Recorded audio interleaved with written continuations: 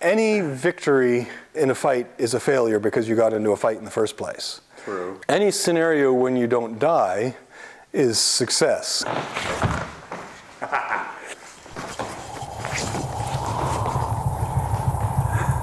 So, am I punishing a mistake or am I rewarding skill? I have no idea. I'm just enjoying myself.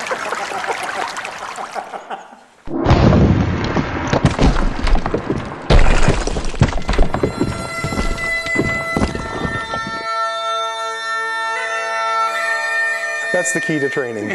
What's that? You have to enjoy being there. One of the things about martial arts is that it's one of those endeavors where it's possible for the students to get worse because of the teaching. It's possible for the teacher to actually decrease the student's level of skill even as you increase their knowledge. But with martial arts, what happens a lot of the time is that you'd end up training the students for demonstrations. That's one of the things. That's to be cynical. Sometimes Tai Chi people train their students to lean on them. So the students are always sort of sitting on the shelf like that. So you just make a tiny movement now, and I go flying across the room because my pushes line up so that I'm leaning on you. I'm not connecting to the ground the way I should. But if you push me and I'm connected to the ground, then that's not going to work. And then you bounce off me because you're on top of me. So the difference sometimes with people flying across the room is just that the students have developed that habit. But sometimes it's not deliberate at all. It happens a lot with push hands, and it happens with martial arts all the time. I mean, you've studied martial arts before, and you know, sometimes when either the teacher or the senior instructor, when they get pushed, when they get challenged by the student, they raise the level of intensity. It gets dangerous for the student. So you back off. Yeah, so the student backs off, right? Yeah. So the student is trained to fear increasing the level of intensity. So they start to get the teacher off balance, and all of a sudden they'll go flying. I had a teacher, one of the things that impressed me most about him was that he would let you win 3 times, and then he would transform his skill level. But he would never seem to raise the level of intensity. But that's part of the potential of push hands. Push hands, you can do that. You can increase your level of skill without increasing the level of intensity and without scaring the crap out of your student. Mm-hmm. But if you start to push me and you get right into my center like that, then I have to, I can raise the level of skill, or you push me and I can, like that, and I'll just blast you across the room because you've raised the level of intensity. And if I feel threatened by that, right, I'll be less inclined to do it. Right, and you won't be conscious of it. You chose a tactic or a skill or a strategy that worked, but the result was that you got blasted across the room, because my skill level was high enough that I could do that to you, but I did it because what you were doing was working. Okay. So what you were doing was working, and it resulted in you getting blasted across the room. So you don't think of the success of the thing, you think about the failure of it.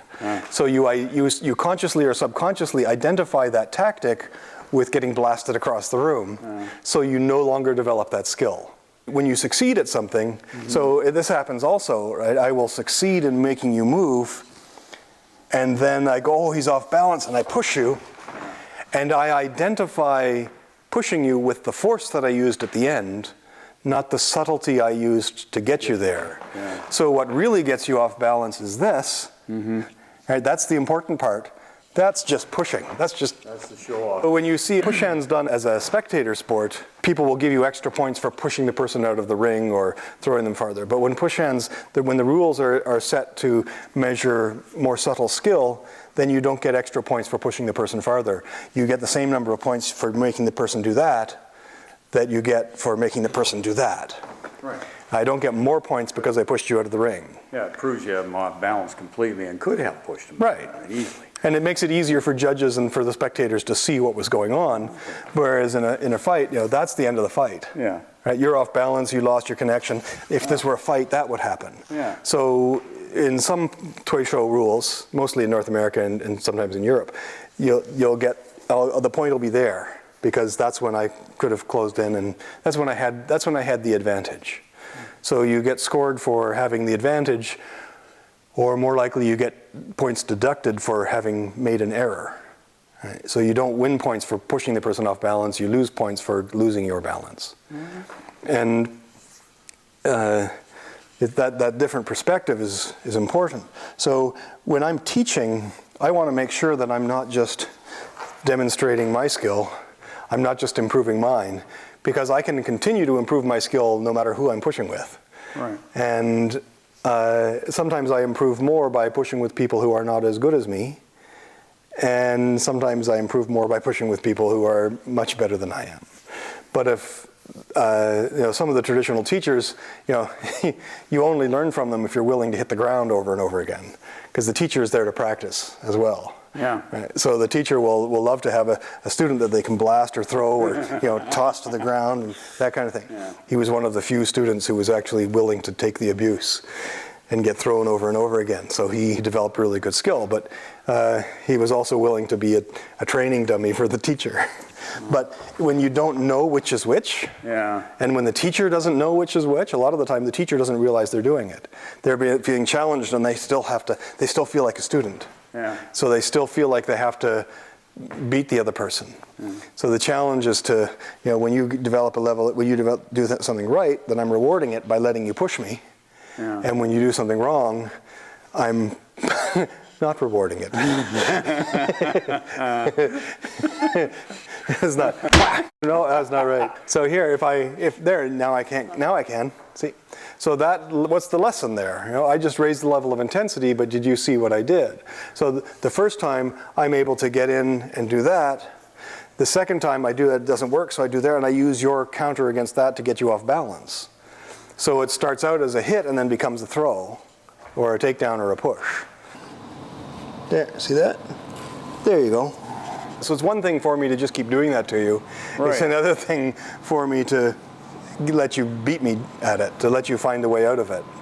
So if I'm just doing it, or I'm finding different ways to do it every time, then I'm not actually teaching you, I'm just showing off. Or more likely, I'm working on a skill that I haven't quite figured out yet. So once I figure out how I'm doing it, then I'll teach you how to beat it. We educate each other. There. So if I'm improving my skill level, that's fine, but if I'm not improving yours, that doesn't help either of us. That goes whether I'm a teacher or a training partner or a student. So you have the same obligation to see, are you actually learning something or are you just pushing me around? And if you're not learning something, you can stop and ask and say, I can't figure out what's going on here. And I can say, well, I'm not sure either. Yeah. Because things come up when I'm teaching, and I think I'm teaching one lesson, and it turns out I'm learning another one. It never stops. It just keeps getting more deep and more subtle and more profound. And that's better. Good. But what actually got me off balance? Okay, well, it wasn't the push at the end, right? The push. That's the conclusion kind of thing. Right. It got under your feet. It just felt like it. That look familiar? Mm-hmm. There you go. That's better. But again, the tightening up at the end was not what did it. Yeah, I don't need it. And it's my fault for rewarding you for the successful strong pushes and punishing you for the soft ones. Okay. Right? Because if you raise the level of intensity and it's soft enough, then I can just go like that, now I'll blast you across the room, and you'll think, well, I won't be soft anymore. Yes. Right? I need to be stronger.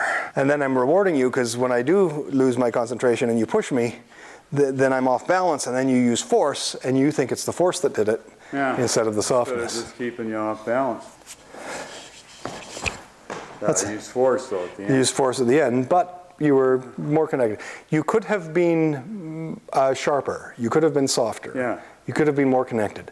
But at the same time, I did move. Mm-hmm. Yeah, you used bad technique. Yeah, but I won. There's the line from Circle of Iron. The goal is to be able to bind an elephant with the web of a spider, not to simply stun him with a kick. And meanwhile, the guy's saying, but I won. Yeah. Who's standing up? Whose strategy? He may be a fine spider. Yeah. But didn't work against that. There's the goal in training, and then there's the goal in a fight. Yeah. The goal in training is to be able to bind an elephant with the web of a spider. The goal in a real fight is to not get your butt kicked. Yeah. If your web spinning skill is not as high as you want it to be, then you may have to just hit the guy with a stick.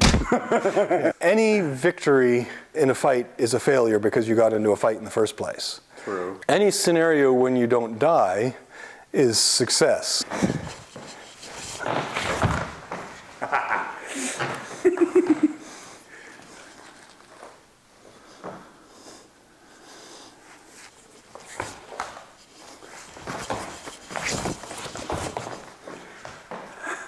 So, am I punishing a mistake or am I rewarding skill? I have no idea. I'm just enjoying myself.